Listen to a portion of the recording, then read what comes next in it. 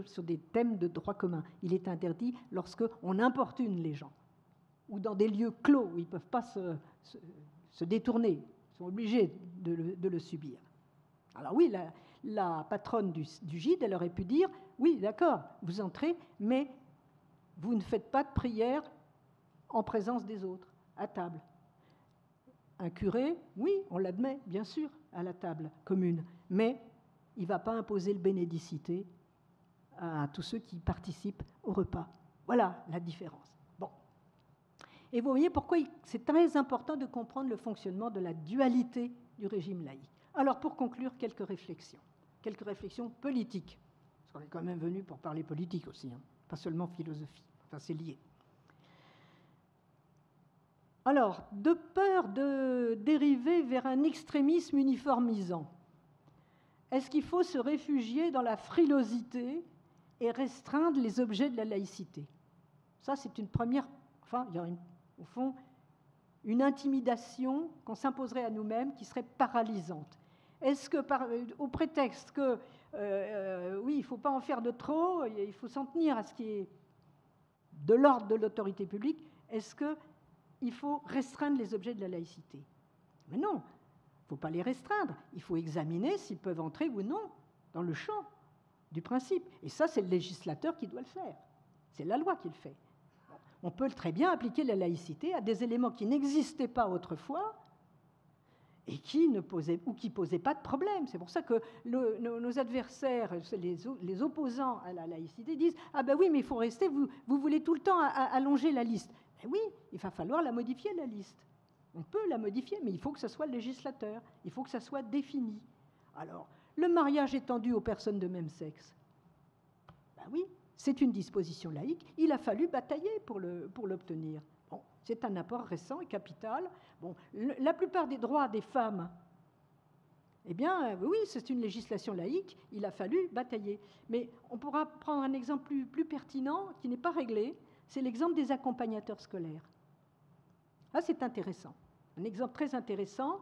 Bon, voilà, il y a des arguments qui permettent de montrer qu'il faudrait peut-être inclure les accompagnateurs scolaires dans la catégorie des agents publics momentanément. Bon, on pourra peut-être l'aborder dans la discussion, je ne vais pas détailler, hein, mais en tout cas, c'est ma position, je l'ai développée souvent. Mais d'autres chantiers très importants sont ouverts. La question de la recherche sur les cellules souches, par exemple. La recherche en biologie est très importante, il faut qu'elle soit protégée des menées intégristes. Alors cette fois-ci, c'est plutôt les menées catholiques, hein, les menées d'un christianisme offensif. Mais enfin, il a perdu beaucoup de sa superbe quand même, il faut le dire. Bon. La question de la fin de vie est en discussion, toujours. Hein, pourquoi? Parce qu'il y a un reliquat de législation inspiré du modèle religieux. Bon, mais le champ des dispositions laïques doit être déterminé et il doit toujours être limité, bien sûr. Mais détermination, limitation, n'est pas clôture absolue sur un statu quo. Une autre forme de paralysie, ce sera le tout dernier mot, une autre forme de paralysie menace la réflexion et l'action laïque et pervertit l'exercice de la liberté en laissant le champ libre aux menées intégristes, déguisées pour l'occasion en plaintes de victimes offensées. Cette paralysie est morale. Cette paralysie, c'est l'autocensure qui est réclamée au nom des sensibilités blessées. Vous devez vous restreindre, il ne faut pas critiquer les religions, et surtout pas certaines d'entre elles, parce que ça offense les croyants. Je suis offensé, c'est le mot magique. C'est le mot magique. L'expression religieuse est libre dans la société civile. Mais ça ne suffirait pas. Il faudrait en outre l'assortir d'un respect dû aux religions, d'une prescription morale qui réprouverait leur critique en l'accompagnant d'une injonction d'approbation, d'une génuflexion, ce qui reviendrait à priver de liberté l'expression irreligieuse qui existe et qui doit jouir des mêmes libertés. Aux yeux de ce prêchi-prêcha, il ne suffirait pas de respecter les lois en tolérant ce qu'on réprouve, bien sûr qu'il faut le tolérer. Il faudrait en plus l'applaudir, s'abstenir de toute critique. Si vous froncez le sourcil en présence d'un voile islamique, vous êtes un affreux liberticide, un intégriste laïque, un islamophobe, et de vous expliquer que même si ce n'est pas raciste de caricaturer un élément religieux, c'est manquer de respect à ceux qui y croient. Alors il faudrait se donner pour règle le respect de tout ce que les autres croient. Et ainsi, non seulement on frappera d'interdit tout ce qui est contrarie une croyance quelconque, mais on finira par considérer comme admissible que, je cite mon ami Henri Pénard-Ruiz, j'ouvre les guillemets, la simple projection d'un dessin puisse entraîner une décapitation. Eh bien, il faut rappeler que la liberté d'expression, encadrée par un droit qu'il faut justement appeler commun, vaut pour tous, en tous sens. Sa pratique est rude, elle n'a pas la gentillesse pour norme, mais la loi, oui, on a le droit de porter le voile, oui, on a le droit d'exprimer une option politico-religieuse ultra-réactionnaire dans la société civile. On a le droit de dire que l'incroyance est une abomination, mais n'oublions pas la réciproque. C'est en vertu du même droit qu'on peut exprimer la mauvaise opinion et même la détestation qu'on a de tout ce que je viens d'énumérer là. C'est en vertu du même droit qu'on peut caricaturer, même grossièrement et irrévérencieusement, telle ou telle religion.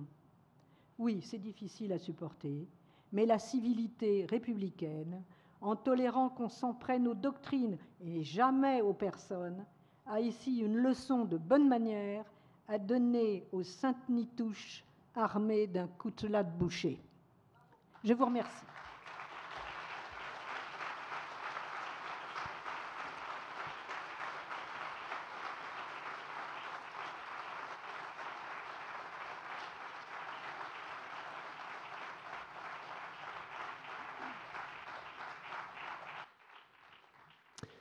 Merci beaucoup, Catherine Kinsler. On est tous d'accord, c'est exigeant quand même, hein, ça demande un petit peu de concentration. Et effectivement, il y a beaucoup de sujets qui t'ont abordé. On pourrait rester une quinzaine de jours ensemble. La première chose, avant de vous donner la parole, que j'ai noté, c'est que vous avez commencé votre conférence par dire « la laïcité est sortie de sa torpeur ». Et en vous écoutant, on a l'impression que la laïcité était un concept un peu figé, inaltérable, qui appartenait à la République française. C'était une base.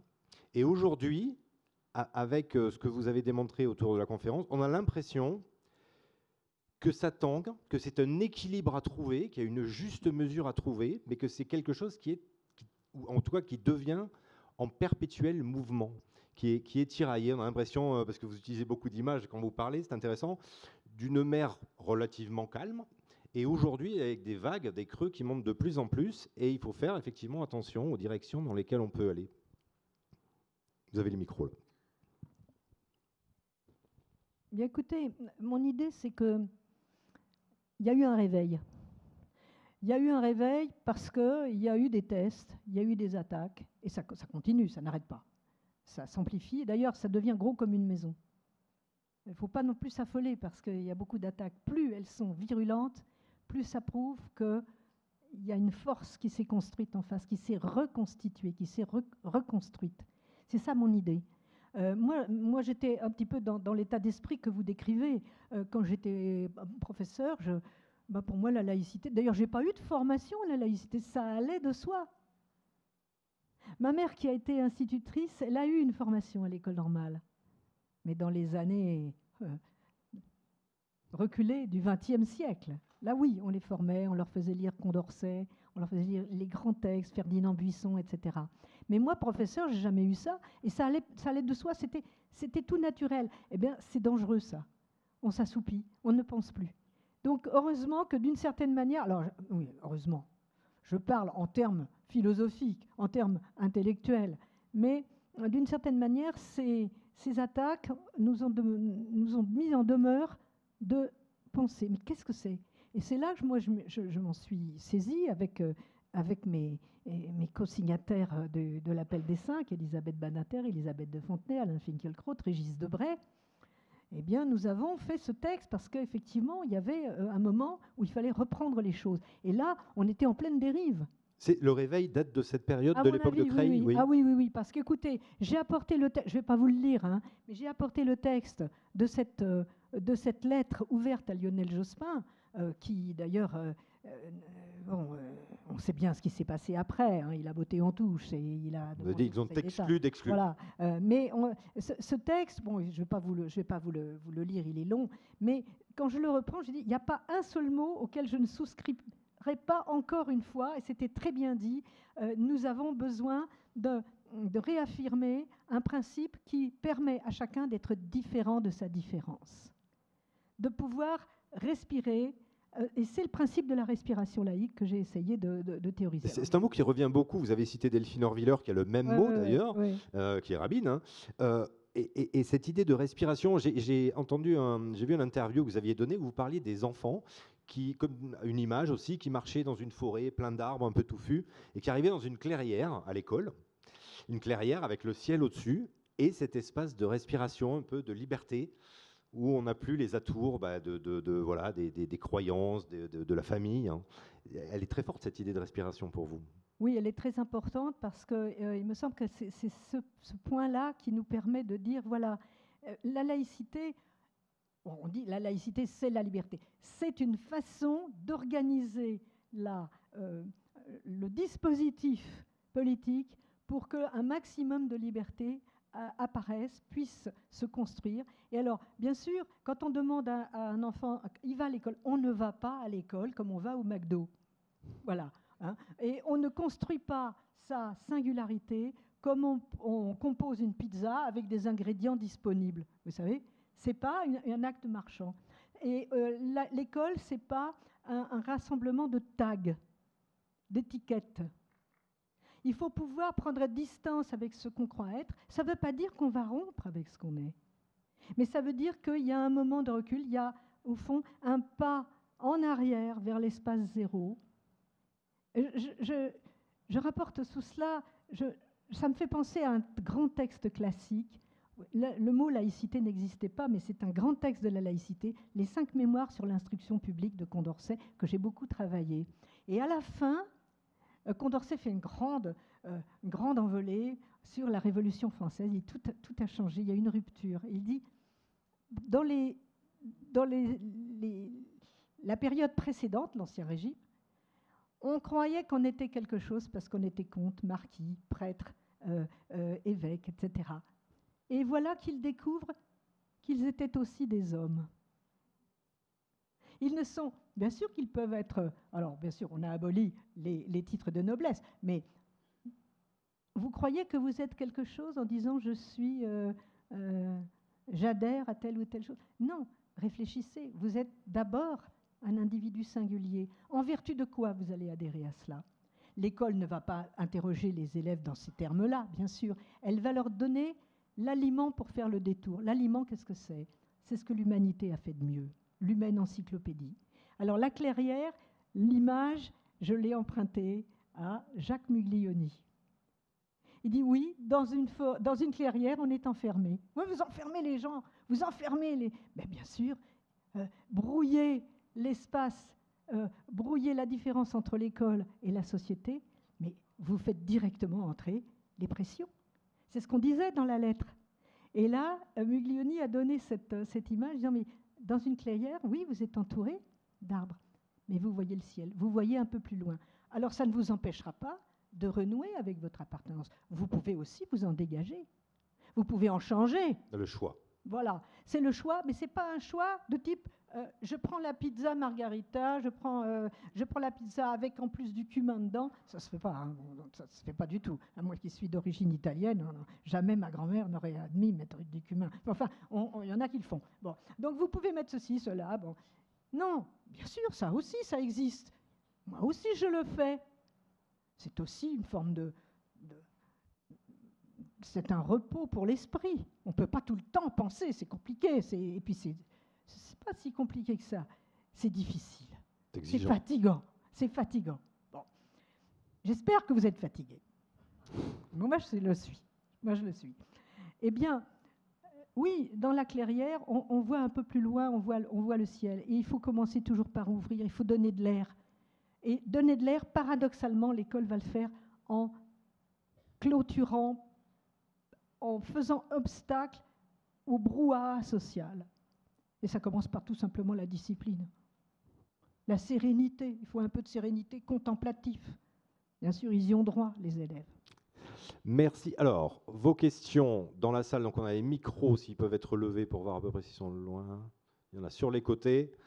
N'hésitez pas, même si c'est exigeant. On peut poser des questions aussi simples, parce que Sébastien Vincini l'a dit au début. La laïcité, c'est à la fois un concept qui a l'air très simple et qui est très compliqué. On l'a vu ce soir. Dès qu'on tire un peu sur le fil de la pelote, ben, il y a tout un tas de conséquences. Qui veut poser une question à Catherine Kinsler? Vous les avez impressionnés, j'ai l'impression.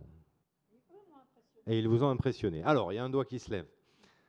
Vous croyez, dans 10 minutes, il y a moins de gens qui vont être impressionnés. Il y a beaucoup de doigts qui vont se lever. Il y a monsieur au 4e rang. Levez bien la main. Il est là. Bonsoir. Bonsoir. Il faudra que je relise vos livres parce que c'était un peu difficile à suivre. Mais merci. Alors moi, la laïcité... il est là. Ici. Voilà. J'ai lu quelques textes avant de venir, hein, donc c'est très intéressant. Alors moi, la laïcité, je m'y intéresse depuis très très peu, je dirais. J'ai commencé à lire Les territoires perdus de la République. Et c'est en lien avec ce que je vis à travers mes différentes activités, ce que je vois dans la rue. Et ma question, alors il y a aussi des structures qui apparaissent pour enseigner la laïcité, il y a des associations qui vont dans les collèges, tout ça. Alors ma question, elle est pessimiste. Est-ce qu'il n'est pas trop tard? Parce que les territoires perdus de la République, ça date de 2002 avec des exemples... ceux qui ont écrit, bon, ils prennent des exemples qui remontent, je pense, dans les années 90. Voilà. Et aujourd'hui, les atteintes, elles sont tellement importantes, répétées, et c'est arrivé dans les territoires perdus de la République. Il y a un exemple où une surveillante se baisse et des élèves voient sa croix juive et ils commencent à la harceler. Donc ça, c'est pas tellement grave, mais depuis, il y a eu des attentats, des meurtres, et moi, j'ai pas l'impression que ça ralentit. Voilà. Donc, est-ce qu'il n'y a pas des moyens supplémentaires à mettre vraiment pour que la laïcité rentre dans les esprits des gens? Catherine Kinsler. Merci. Oui. Là, on prend un risque parce que moi, je m'étais... Alors oui, je sais qu'on prend un risque. C'est pour ça que je suis là aussi, à côté de vous, pour essayer de donner des éléments, parce qu'on va essayer de prendre plusieurs questions. Mais sur cette question simple, est-il trop tard et qu'est-ce qui peut nous donner de l'espoir? Comment est-ce que vous pourriez répondre? Bah, écoutez, je vais essayer d'être rapide. Il y a deux manières de... Oui, vous avez parfaitement raison. Non seulement ça n'arrête pas, mais c'est de mal en pis. C'est de plus en plus violent. Enfin, on n'a pas besoin de... Je crois que Monsieur le Président l'a décrit aussi dans son intervention. Il y a deux manières de le dire, de l'interpréter. Dire, voilà, oui, c'est fichu. On baisse les bras, et bon. Et puis l'autre manière, c'est ce que j'ai essayé de faire. Les attaques nous permettent de forger des armes. Il faut des armes intellectuelles.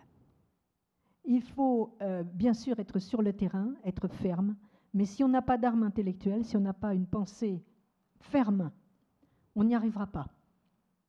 C'est pour ça que là, j'entends après les attentats, après les différentes attaques, ça revient, la petite musique revient. Ah, mais pourquoi on ne reconnaîtrait pas les communautés comme amis? Les élèves, ah, puis là aussi, pour l'instruction, ma foi, ah oui, mais les élèves, il faudrait qu'ils s'expriment davantage à l'école. Mais non, ils ne s'expriment que trop. Il faut qu'ils puissent parler après avoir réfléchi.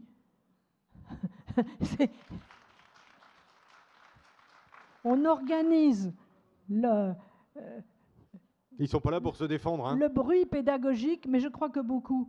Parce qu'on dit un élève sur deux se plaint de... L'attention, qui n'a pas assez de discipline et d'attention dans la classe. Et notre... je crois qu'elle était toulousaine il y a peu de temps, Fatia Agag Boukjala a répondu dans un tweet que j'ai trouvé, elle a dit oui, mais ça veut dire que c'est l'autre élève qui mêle le désordre. Parce que ça fait 1 sur 2, mais c'est l'autre. Oui, c'est ça, voilà. C'est toujours l'autre. Et donc, voilà, je crois qu'il faut forger des armes, il ne faut pas baisser les bras. Alors, bien sûr, il y a...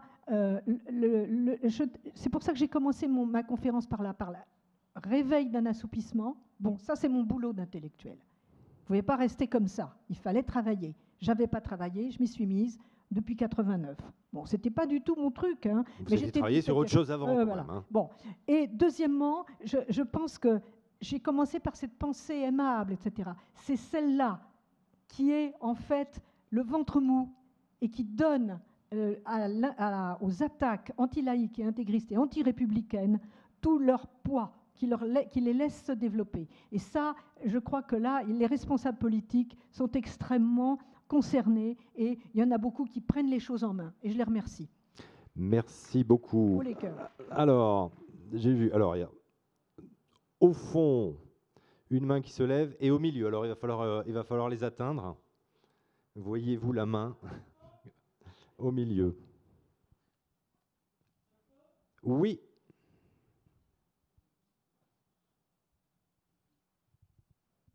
Bonsoir.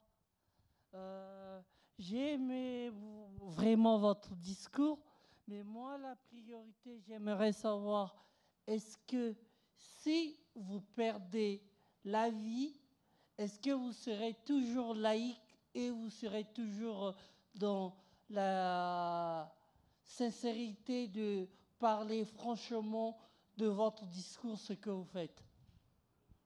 Merci. Il y a monsieur derrière aussi qui avait une question. On prend 2 questions. Je crois qu'il y a une autre main qui se levait derrière. Ou je me suis trompé? Non. Alors, la question au milieu et puis on donne la parole à Catherine Kinsler. Oui, merci beaucoup. Merci beaucoup, Madame Kinsler. Votre propos D'accord, oui, c'est au milieu. était vraiment roboratif, nourrissant et voilà, ça nous a confortés dans des convictions que nous sommes nombreux, je crois, à partager ce soir. Pour rebondir sur le propos de monsieur tout à l'heure, moi aussi, je suis quand même accablée par une forme de pessimisme, nourrie par exemple par ce qui est paru dans une étude du 30 novembre dernier, donc on est le 7 décembre, le 6 décembre, non 7, c'est donc tout récent. C'est une étude dirigée par le politologue Philippe Portier, rattaché au CNRS, et puis Charles Mercier, maître de conférence à Bordeaux. Bon, j'avoue que ces noms m'étaient inconnus, peut-être sont-ils familiers pour vous. Et les résultats d'un sondage, du sondage mené sont, je crois, inquiétants. Et je trouve confirmés par ce que je vois ici ce soir. Si je fais un aperçu très global de notre rassemblement, je vois plutôt des têtes au-delà de 30 ans. Alors j'en ai vu quelques-unes qui étaient en dessous, tant mieux, c'est magnifique. Mais ce résultat, ce sondage faisait apparaître que dans la jeunesse française, entre 18 et 30 ans, on perçoit un mouvement très nettement en rupture avec les idées que nous portons. J'ai comme une intuition qu'il y a pas mal de profs ici ce soir et pas mal de profs un peu chenus. Et en gros, près de la moitié des jeunes interrogés estimaient normal de porter des signes religieux à l'école. Autrement dit, ils tirent vers ils dévoient un des principes de la laïcité que vous avez énoncé, un des deux, voilà. Et ils remettent au goût cette fameuse laïcité adjectivée, la laïcité plurielle du temps de Jospin. Moi, j'avoue que c'est ça qui me tracasse, c'est de voir que certes, nous sommes confortés, vous nous donnez des armes intellectuelles, Alain Finkielkraut, Elisabeth de Fontenay, on marche à fond, oui, mais on vieillit et la relève, elle est où? Voilà, pardon. Et pour rebondir sur ce que dit Madame, il y a aussi quelque chose qui apparaît dans les enquêtes par rapport aux jeunes, c'est que c'est souvent au nom de la tolérance, vous avez parlé aussi d'offenses qui gênent les jeunes, c'est au nom de la tolérance qu'ils vont essayer de défendre un certain nombre d'attitudes que des laïcs, alors ultra ou des laïcs, non, voilà, ça c'est vous qui mettrez le curseur, trouver difficile. Comment est-ce qu'on peut faire quand effectivement il y a un décalage entre la jeunesse et la salle qui est réunie ce soir? Oui, écoutez, alors je ne sais pas répondre à la première question. Si je perds la vie, eh bien, je ne sais plus rien du tout. C'est peut-être lié aux croyances. Je ne sais pas si c'est ce que monsieur voulait dire. Si on me menace de ma vie, est-ce que je serai toujours laïque? Je ne sais pas quel serait mon degré de courage. Personne ne l'a jamais éprouvé, donc je ne sais pas répondre à cette question. Alors, pour la question sur le sondage, je l'ai lu, ce sondage. Alors, je n'ai pas apporté le détail, mais d'abord, j'ai remarqué il y a au moins une question qui est complètement biaisée, c'est-à-dire on présente en choix exclusif des choix qui sont compatibles. Pour vous, la laïcité, c'est l'égalité entre les religions. Choix 1. Choix 2, assurer la liberté de conscience. Choix 3, développer les religions dans la société. Et on leur demande de choisir exclusivement entre... Mais non, on peut choisir... Si on lit la loi du 9 décembre 1905, au contraire, on va choisir au moins 2 réponses qui sont compatibles. Donc il y a des choses quand même, il y a beaucoup à redire sur ce sondage. Cela dit, vous avez parfaitement raison, mais qu'est-ce que ça veut dire? Ça veut dire qu'on s'était assoupi.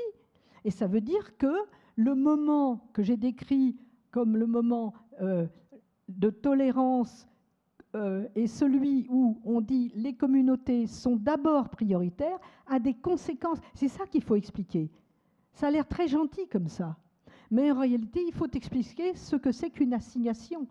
Il faut expliquer ce que c'est que ne pas pouvoir échapper à sa propre communauté. Les risques que certains, et surtout certaines, prennent lorsqu'elles échappent au mariage, lorsqu'elles veulent vivre leur vie de manière indépendante, vivre comme une Française. J'ai vu ce terme paraître dans la presse à plusieurs reprises. Les crimes d'honneur. Elle voulait vivre comme une Française. Il faut expliquer ce que c'est qu'une assignation. Il faut expliquer que l'adhésion à une communauté, la liberté n'est pas celle qui est celle de clé en main, celle d'un consommateur, que l'on vous propose toute faite, toute prête, toute pensée. Mais ça, c'est une question de pratique. Alors, bien sûr, on a envie de dire il faut faire beaucoup de cours sur la laïcité, faire des interventions, etc. Oui, c'est très bien. Mais je crois qu'il faut arrêter aussi de répandre trop de prêchi-prêcha. Alors vous allez me dire, qu'est-ce que je suis venu faire d'autre, hein? Bon, j'ai essayé de forger des armes intellectuelles. C'est un objet intellectuel. Ça peut intéresser beaucoup, beaucoup, beaucoup de jeunes, en tant que c'est un objet intellectuel. En tant que c'est un objet intellectuel. Parce que, au fond, vous voyez comment c'est fabriqué, comment ça fonctionne. Alors les historiens l'expliquent à partir de choses tout à fait autres que celles que je peux manipuler. Moi, j'ai aussi quelque chose à dire, mais ça, c'est à partir de là qu'il faut le faire. Mais d'autre part, je crois qu'il faut le pratiquer. Il faut oser la pratiquer, la laïcité. Dire aux élèves, attendez, là, ici, non, on n'a pas à se réunir par affinité. Parce que vous ne vous connaissez pas. Alors, je voulais faire un petit pas de côté par rapport à l'interrogation de madame, qui est très intéressante, pour aller sur le terrain des réseaux sociaux. Vous avez parlé à 2 ou 3 reprises de patchwork. Aujourd'hui, est-ce que le phénomène des réseaux sociaux, on a l'impression que les jeunes peuvent vivre à côté, chacun un peu dans sa ou ses communautés, en laissant les autres vivre aussi, en n'y allant pas forcément? Est-ce que ce phénomène ne peut nous permettre de comprendre cette espèce de tolérance qu'ils ont, en disant laissez-les vivre, ok, ils font ci, ils font ça, nous on fait autre chose? Est-ce que les réseaux sociaux peuvent avoir une influence et peuvent contribuer quelque part à dégrader un peu ce vivre ensemble créé par la laïcité? Écoutez, alors, en tant que réseaux sociaux, vous avez parfaitement raison, je pense. Hein. C'est-à-dire que nous avons même nous, enfin même moi quand j'y vais, qu'est-ce que c'est comment on appelle ça, la liste, mes abonnés, machin, Twitter, X. Je ne vois jamais que des gens qui pensent comme moi. Hein. Bon, alors, réunir un noir, un blanc, un jaune, un ceci, un cela, qui pensent la même chose, c'est pas de la diversité, ça. Hein. Bon, donc, ça, effectivement, autant qu'ils sont des réseaux, ce sont des molécules. Bon, alors on y va pour s'informer, on y va pour voir ce qui se passe, etc. En revanche, est-ce que vous vous rappelez le débat de 2005 sur le référendum? Il n'y avait pas les réseaux sociaux encore. Il y a eu un débat d'un excellent niveau à travers les sites qui a échappé au courant dominant qui était diffusé par la presse classique. Ça a été très intéressant. Donc, un outil peut être ambivalent. Bon, Mais ce que, effectivement, vous pointez, qui est tout à fait juste, me semble-t-il, c'est cette formation en molécules qui se regardent les unes les autres de manière bienveillante. Mais rappelez-vous Gérard Collomb. Bienveillante d'abord, puis côte à côte, et bientôt face à face. Dans la clairière dont on a parlé, tout le monde est mélangé, non pas par affinité, mais singulièrement. Pour s'affronter à quoi? Il n'y a rien de plus laïque que la table de multiplication.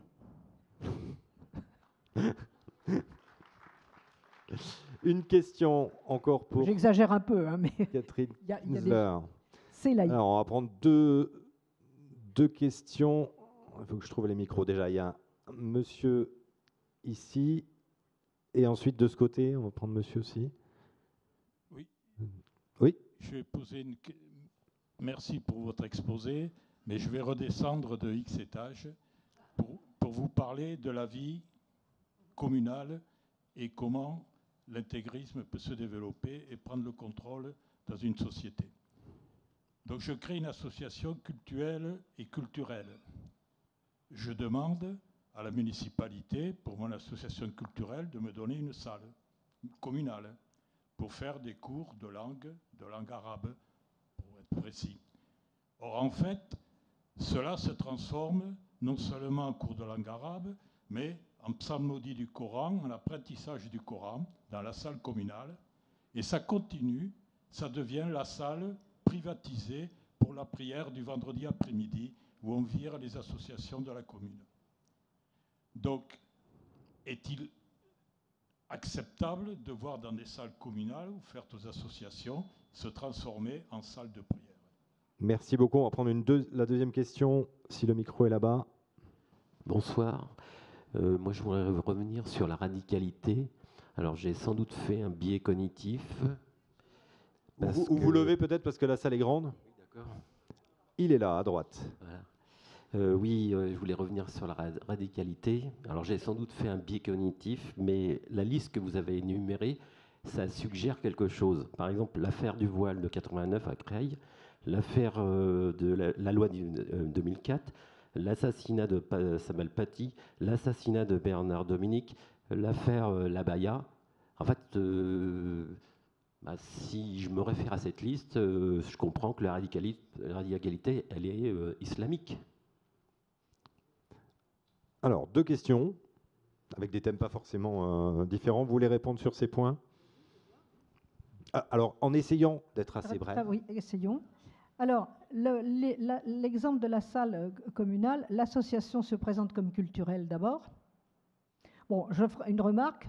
Si les langues vivantes étaient enseignées au lycée, il y aurait moins de trous dans lesquels ces associations peuvent s'installer. Et si les services publics occupaient un peu mieux le terrain, voilà. Mais ça, il faudra en parler à Gabriel Attal, qu'on puisse augmenter les heures d'enseignement. Augmenter les heures d'enseignement et donc recruter les professeurs. Oui, ça c'est classique. Bien sûr, vous décrivez quelque chose de très classique. Bon, le critère, non, la salle ne peut pas devenir une salle de prière. Elle ne peut pas devenir une salle de prière. Le critère, c'est est-ce que n'importe qui peut y aller pour apprendre l'arabe? Et oui, voilà. Oui. Il faut oser y aller.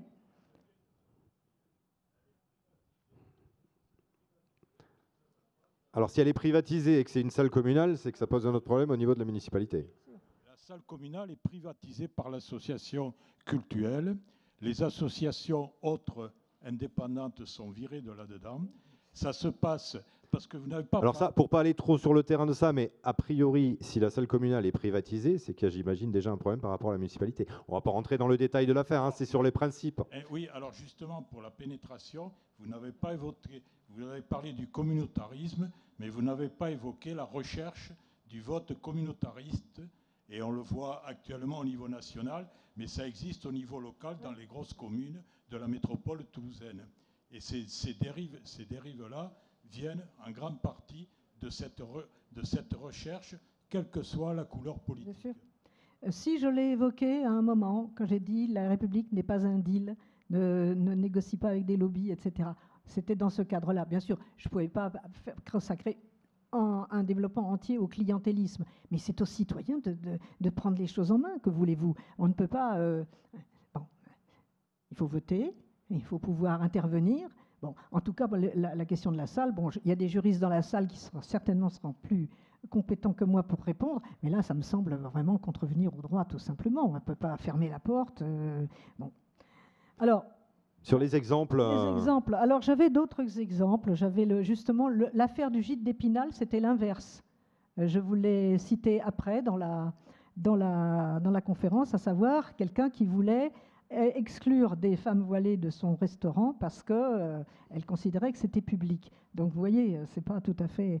Bon, je voudrais simplement remarquer que quand, vous savez, quand vous brûlez le feu rouge, bah, l'infraction, elle stigmatise les brûleurs de feu rouge. Ils ne se plaignent pas d'être stigmatisés. Ils ont fait une infraction. Quand on enfreint la loi, bah, on ne va pas se plaindre qu'on vous stigmatise. Bon, alors, oui, on aurait pu mettre les crèches. On aurait pu mettre les crèches dans les mairies. Elles n'y ont rien à faire. D'autant plus que les élus municipaux ont quelque chose... C'est très facile de transformer, de nommer ça exposition, de convoquer quelques panneaux historiques, etc. Et puis de changer un petit peu d'année en année. Donc ce sont des provocations, ça, bien sûr. Mais évidemment, il n'y a pas le coutelas derrière. Il n'y a pas le coutelas derrière. Là, il se trouve que, et encore dans les exemples que j'ai donnés, si, il y avait le coutelas. Il y avait les attentats de 2015 et il y avait la décapitation de Samuel Paty et l'assassinat de Dominique Bernard. Je ne sais pas ce qu'il vous faut. Non, ce que disait monsieur, c'est qu'effectivement, c'est plutôt par rapport à la religion, par rapport à l'islam, qu'il y a les exemples et qu'il peut y avoir peut-être plus d'attaques par rapport à la, même si vous avez cité les crèches en ce moment. Donc, c'est un peu au cœur des débats par rapport à la laïcité, même s'il peut y avoir, vous l'avez énuméré, hein, les dangers peuvent venir de peu partout. Oui. Je pense que c'est ce que voulait dire monsieur. Il y a différence de degré, oui. Bien sûr, mais enfin, bon. Mais les infractions pour excès de vitesse stigmatisent les amateurs de vitesse. Je suis désolée. On va prendre 2 autres questions, parce qu'après, il y a le temps convivial où on va discuter pour pas trop déborder. Oui. Oui, bonsoir. Juste pour quelques témoignages, je suis là. Comme vous, j'ai été enseignant pendant 43 ans, je n'ai eu aucune formation sur la laïcité, que ce soit dans la formation initiale ou la formation continue. Et pour faire un jeu de mots, ça continue comme ça. Donc on a l'impression que la laïcité, c'est un peu comme la sécu, c'est inné. Et alors que, ça a été dit en introduction, c'est un apprentissage. Mais pour l'apprendre, encore faut-il qu'il soit enseigné. Donc, les jeunes collègues qui arrivent n'ont aucune... Enfin, je ne veux pas dire qu'ils n'ont aucune notion, c'est pas ça, mais à part leur conviction personnelle, qui les forme par rapport à tout ça. Ça, c'est la première chose. La deuxième chose, vous parliez de violence tout à l'heure, qui devenait de plus en plus importante. Je crois qu'il ne faut pas les limiter à une seule religion. Si je peux me permettre de rappeler que suite à l'assassinat de Samuel Paty, quelques jours après, l'évêque de Toulouse était invité sur France 3 et déclarait « On ne se moque pas impunément des religions ». Qui a repris ça? J'ai entendu quelques représentants politiques s'insurger, mais globalement, alors que c'était un appel au meurtre, ce qu'il a dit. Mais il n'était pas de bon ton de répondre. Troisièmement, je pense que les choses ne sont pas terminées. On parlait des jeunes, mais les jeunes, c'est pareil que pour les enseignants. Quand est-ce qu'on leur parle de laïcité? Pardon? Excusez-moi, je vais peut-être dire un gros mot. Continuez. Je dis, les jeunes, quand est-ce qu'on leur parle de laïcité? Certainement à l'école, mais en dehors de l'école, quand est-ce qu'on en parle sur les grandes ondes, à la radio, à la télévision et ainsi de suite? On en fait comme si c'était un objet figé. Donc c'est comme ça que je vois un peu les choses. Monsieur le Président, on n'en parle qu'à l'école. Hein. Je dis ça pour les professeurs, je pense, qui ont pu réagir. Une autre main par là. Ouais, on va essayer. On ne pourra pas prendre toutes les questions, je pense, mais... C'est bon, je peux. Allez-y. Oui. Bonsoir et merci. J'ai une préoccupation. D'abord, je dis merci pour l'exposé. J'ai aimé. Mais seulement que je n'ai pas eu assez de lumière sur toutes les questions que je me posais avant d'arriver ici. Parce que je vous dirais que j'ai souvent discuté avec mon fils depuis le mois de septembre sur ce sujet de la laïcité. Mais j'ai du mal à expliquer à mon fils que la France est un pays laïque. Bon, ce n'est pas parce que le calendrier des jours fériés de la France est calqué sur le calendrier chrétien. Ce n'est pas forcément sur ce point-là.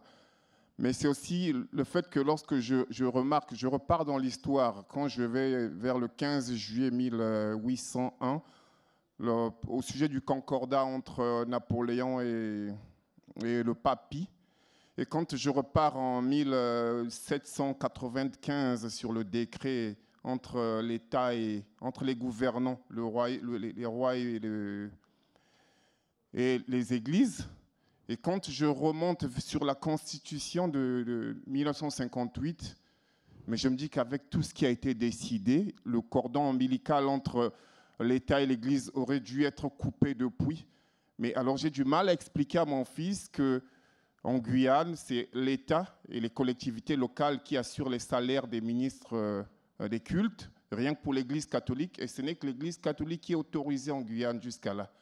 Et ce qui se passe en Alsace-Moselle, par exemple, c'est la France aussi. Et l'État fait autant pour l'Église catholique. Alors je me demande, est-ce que la laïcité existe en France ou encore que la mauvaise laïcité essaie de donner vie à la radicalité, par exemple. Je ne sais pas s'il y a eu une interaction comme ça. Il y a la laïcité, en quelque sorte, qui donne de la force à la radicalité. C'est une question. La réponse de Catherine Kinsler, en accent peut-être, puisqu'on a eu les deux questions sur l'explicitation de la laïcité. Comment aujourd'hui faire revenir la laïcité, alors pour les jeunes, mais pour la population en général, comment on peut l'expliquer aux enfants? Est-ce que vous avez un petit guide à nous soumettre? Parce qu'il faut aussi utiliser des mots simples, utiliser des concepts simples, sinon ça va être difficile. Oui. Écoutez, bon, je commence par la dernière question. Monsieur a parfaitement raison. Il y a des zones entières sur le territoire de la République française qui ne sont pas concernées par la séparation des églises et de l'État. Vous avez parfaitement raison. Et s'agissant de l'Alsace-Moselle, je connais un peu la question puisque j'ai épousé un Mosellan qui a fui parce qu'il ne supportait plus. Bon.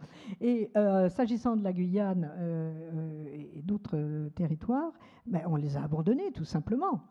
Et pas seulement sur ce plan-là. Pas seulement sur ce plan-là. Bon, donc, vous avez parfaitement raison de souligner ce point. Alors, sur le calendrier, bon, on ne peut pas effacer l'histoire. Il faut laïciser les fêtes religieuses. Il n'y a pas de raison de ne pas en intégrer d'autres. C'était dans les attendus de la commission Stasi de 2003. Hein, donc, je vous y renvoie. Alors, pour ce qui est... Alors, comment, vous savez, moi, je ne représente pas du tout le Conseil des sages. Hein, vous avez mentionné, mais là, c'est en mon nom personnel que je me suis toujours exprimée depuis le début. Moi, je pense que trop de prêcha, c'est pas bon. D'abord parce qu'il ne faut pas transformer ça en religion civile. Enfin, il n'y a rien de plus... Enfin, et en cours pour les élèves, et en cours. Alors, il faut en faire un objet intellectuel. Effectivement, ça c'est intéressant, c'est au programme de l'éducation morale et civique. Bon. Alors, s'agissant de la formation des professeurs, bon, elle est mise en place, il y a les équipes valeurs de la République. Moi, je n'ai pas regardé toutes celles qui fonctionnent et comment elles fonctionnent. En tout cas, il nous arrive, nous les membres du Conseil des sages, de nous déplacer, d'aller faire des interventions, des études de cas, etc. On se donne un petit peu de mal, c'est sur le chantier, si vous voulez. Mais bon, je pense qu'il y a eu beaucoup d'efforts qui ont été faits. Mais je crois que chaque fois qu'on laisse entendre qu'il s'agit d'installer une espèce de credo, une sorte de religion civile, alors il faut faire très attention. Il faut faire très attention. L'État n'a pas à embrigader. On doit pratiquer la laïcité. Alors pour les élèves, qu'est-ce que ça veut dire? Ça veut dire qu'on doit pouvoir leur enseigner, alors par exemple, les empêcher de se réunir par religion au réfectoire. Empêcher le personnel de dire, toi, ah non, tu ne vas pas manger de porc. Simplement parce qu'il y a un nom là qui a une consonance. Ça, oui, il faut le faire et il faut l'expliquer. Il faut pouvoir faire circuler cette universalité. Alors, c'est l'essence même de l'enseignement, parce qu'il s'intéresse à des objets qui intéressent l'humanité entière. J'ai donné l'exemple de la table de multiplication, c'est un peu réducteur, mais enfin, bon, il faut quand même la connaître. Bon. Mais je crois qu'il faut aussi que le maître soit exemplaire, qu'il puisse dire, voilà, moi, bon, personne ne connaît si j'ai une religion. On ne va pas faire défiler les opinions devant les élèves. Les arbres de la laïcité qu'on met dans les écoles, mais c'est effrayant. Mais est-ce qu'on ne On doit leur pas dit, voilà, axer il y a les petits musulmans, on les catégorise. Mais c'est tout le contraire. La difficulté, c'est est-ce qu'il faut essayer de donner une image positive de la laïcité, de ce qu'elle peut apporter? Vous avez parlé de respiration, de possibilité, d'ouverture, et éviter ce que peut-être les jeunes ressentent aujourd'hui, d'en parler comme quelque chose de contraignant, avec tout un tas de choses qu'on n'a pas le droit de faire. Est-ce que ce n'est pas cette conception qui est en train de prendre le pas chez les jeunes? Non, je ne crois pas du tout. Je ne crois pas du tout. Alors, il y a deux choses, deux écueils, le prêchi-prêcha et la plaidoirie, la pleurnicherie. Ils ont horreur de ça, et ils ont raison. Parce qu'il faut leur expliquer que ça donne de la force. C'est la puissance qu'il faut leur apprendre, parce que c'est ça qu'ils viennent chercher à l'école. C'est l'excellence et la puissance, et non pas une espèce de gentillesse comme ça. Bon, c'est autre chose. Ils la trouvent ailleurs, ça. C'est la force que ça donne. Ça donne de la force. Après, tu pourras renouer, oui. Et puis, personne ne te demande d'être tout le temps, sous la même règle, sous les mêmes mœurs. Il faut changer. L'école doit offrir aux élèves une double vie. Le luxe de la double vie, ils ne l'auront pas dans leur vie après. C'est un luxe. Il faut leur donner ce luxe de la double vie, leur faire sentir qu'on les traite non pas comme fils ou filles de, ou héritiers ou héritières de, etc., mais à chaque fois que chacun est pris pour lui-même, comme une singularité. C'est ça la promesse de la République, traiter chacun comme une singularité. Et là, il n'y a pas de sommet qu'on ne puisse atteindre. Pas tous les jours, pas tout le temps, mais il faut essayer de faire ça. Et je crois que c'est ça l'exemple. Alors bien sûr, après, vous pouvez dire, ben voilà, c'est ça la laïcité. Quand un enfant a compris ce que c'est que, je donne toujours cet exemple, la retenue dans une soustraction. C'est très difficile une retenue dans une soustraction. Condorcet donne 3 méthodes pour faire une soustraction, trois façons. C'est très difficile, mais vous voyez ses yeux s'illuminer. Et quand il a compris ça, il est dans une position d'absolue liberté. Même Pythagore n'en sait pas plus que lui sur ce petit point-là. C'est ça qu'il faut essayer d'obtenir. Et alors, à ce moment-là, on peut introduire une question métaphysico-morale. Tu as compris? Oui, j'ai compris. Qui est je quand tu dis « j'ai compris » ? Qui est je?